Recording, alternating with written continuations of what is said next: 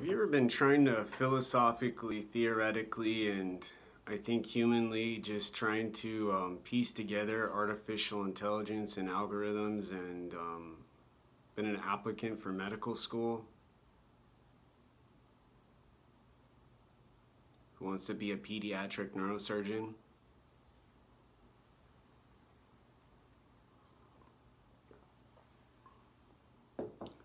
And who got into different clothes and poured a new fresh cup of coffee, waiting for a video to upload to the internet on a website like YouTube or into a cloud from Microsoft or Apple or whoever else, and waited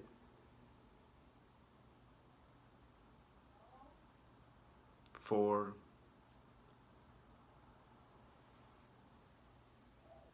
the consciousness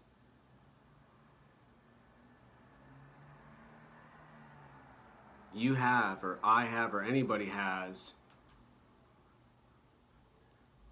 to not get confused by strange sounds outside. Like when I first started living in this building, there was a person who threw all of their belongings out the window.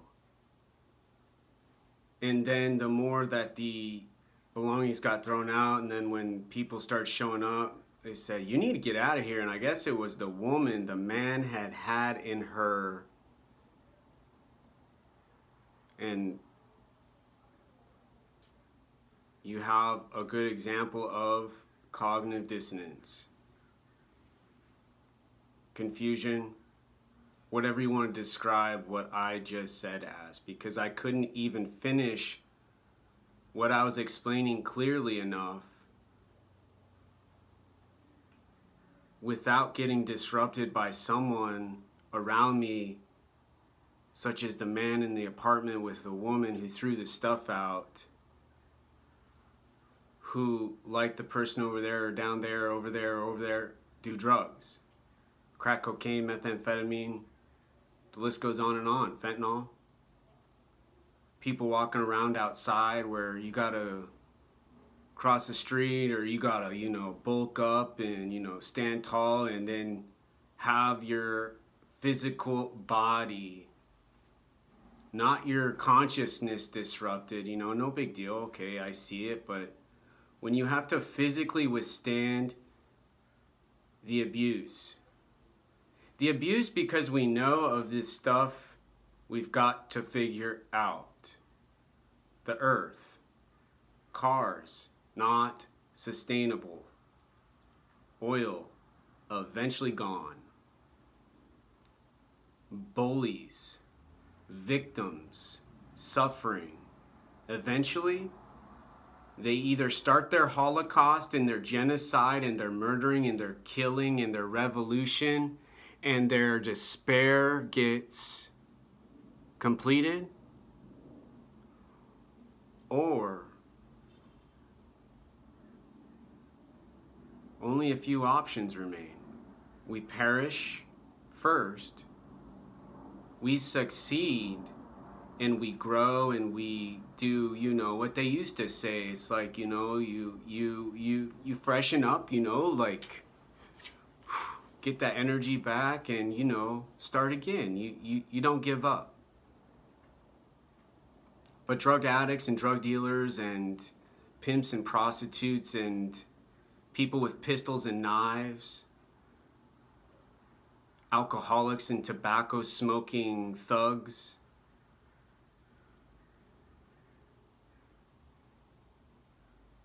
they're not paying attention to stuff like AI and algorithms. They're not paying attention to the wolves. They're telling people where they are. And they say, "Oh, I'm dangerous, I'm maniacal, I'm suicidal," and, well, the wolf proves it. I should be locked up and thrown away, and the key should be freaking thrown in the garbage bin. And they'll feel safer, more secure, never have any problems.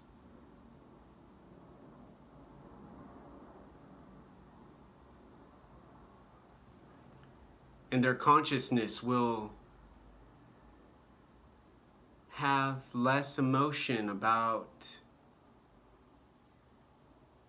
me, you, whoever. So the consciousness of, the conscious attention and awareness of the phone loading, the images up to YouTube and waiting and, saying, well, okay, I'll get dressed. I gotta go get some food. I got over the flu, so I'm not gonna get people sick, but I had to just sit tight because I didn't want to be rude or mean, just like or thrown up in the grocery store because there's so many cameras and so many security guards and so many people walking around with their phones.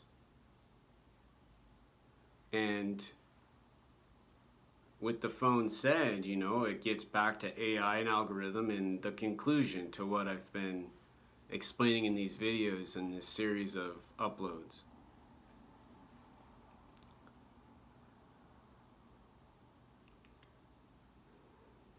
Learning, memory, knowledge, our books, news, friends, words of encouragement, friends, drug dealers' phone numbers, and addicts, AA meetings, and the information to feel well again. And for me, they are also, not to say one is better than the other. I just am not a drug addict or addicted to substances. I never have. There was a short time, I remember in high school, I started smoking marijuana with friends and my mom busted me, put all my bong stuff on the bed when I got home and, made me so sad and so disrupted. Like right now, I looked at the time like, oh gosh, I gotta hurry and, finish this conclusion. I'm running out of time. And during cancer and chordoma, I was manic for a little while and, it happens when you're in survival mode also, like when you don't have food and you don't know what's going on, like we're like the wolf, we gotta go get what we need. And the wolf needs food, the wolf needs water, the wolf needs its pack to not die. Because a lone wolf is extinct. One koala bear left on Earth means we have no more. Unless we genetically engineer and we create some lab animal.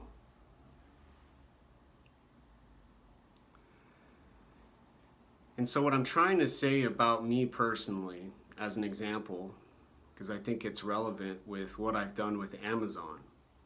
I started my research with Amazon pretty much, I think, in 2010. I had bought books in college for school and done stuff, but really in 2010 was when I started studying Carl Jung. I started going to, bookstores when we still had them here in Seattle and just getting every Carl Jung book I could, used especially because it was cheaper. And then I got to 2012 with the Red Book on Amazon and got it delivered and carried it on the bus, just thrilled and excited because my boss at the time, Jim, he was like, man, you are nuts reading a huge red book. It just looks scary, but Amazon helped me get my neuroscience books until now, where I have my University of Washington library card and I can go and get more and more focused and concentrated resources to write my dissertation, Psychological Cognition, and hopefully Playtime, my thesis.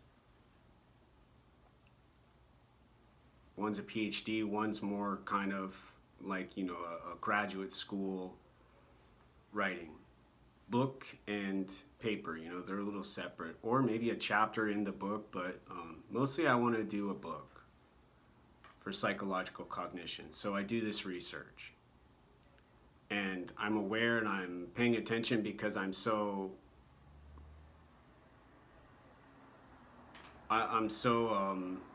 far into learning, where it's just like, oh, I gotta plan my meals, I gotta, you know, make my coffee ahead of time, or I have to, you know, drink hot coffee and it's more acidic and I don't like my teeth hurting, and I have to adjust my stuff because I see myself in this video and I'm like, oh gosh, I gotta look presentable for the interview that I pray I get for graduate school and medical school and an engineering program, and you know, then, you know, it just keeps going.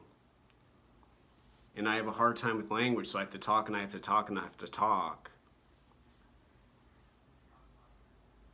But then I can calm down. And I can go back up into my thoughts and say, okay, what I was trying to explain before I started going off, because I haven't eaten yet, you know, deeper and deeper into thought, has to do with AI and algorithm, because they have these deep learning stuff, and that's a whole nother section of, you know, inquiry. Deep learning and the AI, you know, almost like Matrix-y, like the movie, you know, it's like, oh, they could be the boss, you know, like, oh, excuse me, AI smart, much more smart than smart, AI smart, not smart, artificial intelligence smart, much smarter than AI smart. A person like me is like, okay, I just was trying to talk to someone about neurophilosophy. I'll just shut up now.